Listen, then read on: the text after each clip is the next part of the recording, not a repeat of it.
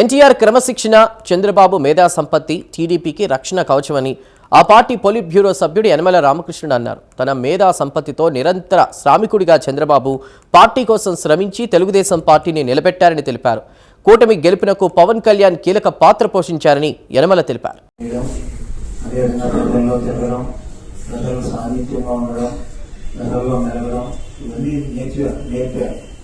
అవన్నీ వాళ్ళు చూసుకుంటారు.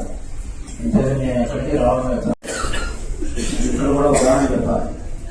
నేను మొన్ననే 2 గ్రామాల్లో పుట్టాను. బాగా కోపం తిట్టడం కాదు, అభిమానంతో తిట్టడం. మీరు బాగా పని చేసుకుంటే మీకు మంచి మాటలు వస్తాయి, మీ జనాల్లో అని చెప్తాను. ఎప్పుడు మహానాడు కూడా కమిటీ వేసేవాడు. ప్రతి ఒక్క కమిటీ ఉండేది. ఆ కమిటీ ఒక నాయకుడు అభివృద్ధి కావాలి. కమిటీలు వేసాం కదా వాళ్ళే చూసుకుంటారని ఎప్పుడు కూడా చంద్రబాబు నాయుడు గారు అనుకోలేదు. చాలా మంది పనిచేస్తారు. అవ్వాలంతా కూడా వాళ్ళ కూడా మనం అభినందించాలి. ఆ కమిటీ వేసాం. సరే, ఇప్పుడు మొన్న ఎలక్షన్లో 2024లో మనతో పాటు పవన్ కళ్యాణ్ గారు, వాళ్ళ పార్టీ నాయకులు, జనసేన నాయకులందరూ కూడా మనతో కూటమిలో కలిశారు. వీరితో పాటు కూడా బీజేపీ గెలిచింది.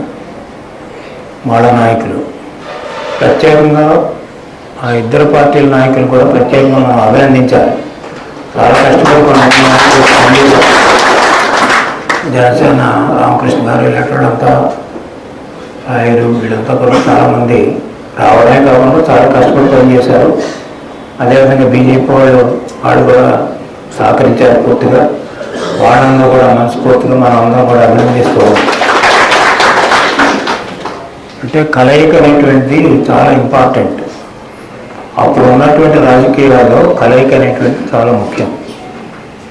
అంటే దాంట్లో నేను కూడా పాత్ర పంచుకున్నాను. ఎందుచేతనే ఒక రాక్షసుడు పరిపాలిస్తూ ఉంటే ఆ రాక్షసుడు కూడా మంచి మనసు ఉన్నవాళ్ళు ఎవరో ఉండరు. రావణాసుడు పరిపాలిస్తుంటే విభూషణుడు ఉన్నాడా లేడు, బయటకు వచ్చేసాడు.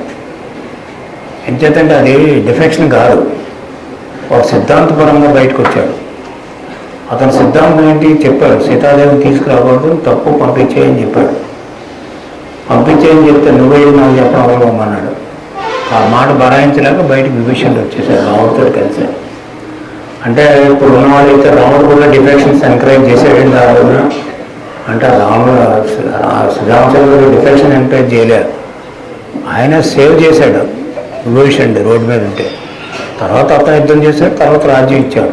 అట్లాగే మిగతా సుగ్రీవుడు కానీ వీళ్ళంతా కూడా. మరి అట్లా ఏంటంటే ఆ రోజు ఉన్నటువంటి 19 నుంచి 24 వరకు ఉండేటువంటి పరిపాలన చూసిన తర్వాత ప్రజలు విసిగిపోయారు. ప్రజలు విసిగిపోయిన దాన్ని చూసి పార్టీలు ఒక అలయన్స్గా ఏర్పడ్డారు. ఐలెన్స్కి ఏర్పాటు పవన్ కళ్యాణ్ గారు మొదటి నుంచి కూడా ఆయన చెబుతున్నటువంటి సిద్ధాంతాన్ని ఆయన కట్టుబడి ఉన్నారు. దాన్ని ఆయన మెచ్చుకోవాలి, ఆయనకు అభినందనలు కూడా చెప్పాలి. ఆయన కూడా చాలా కష్టపడుతున్నాడు. నేను ఈ రోజు అనారోగ్యంగా కానీ పాపం పవన్ కళ్యాణ్ గారు ఎప్పుడు నీరసంగా ఉంటాడు, ఎందుకో తెలియదు నాకు. ఆయన చాలా కష్టపడ్డాడు. బ్రహ్మాండంగా పార్టీని ఆడ పార్టీని పెంచడమే కాకుండా ఆయన అనుకున్నది సాధించాడు. ఎంచేతంటే అప్పటికి బీజేపీ మనకి దగ్గరలో లేదు, ఆ నేషనల్ పాలిటిక్స్ అంతా. బీజేపీ మనం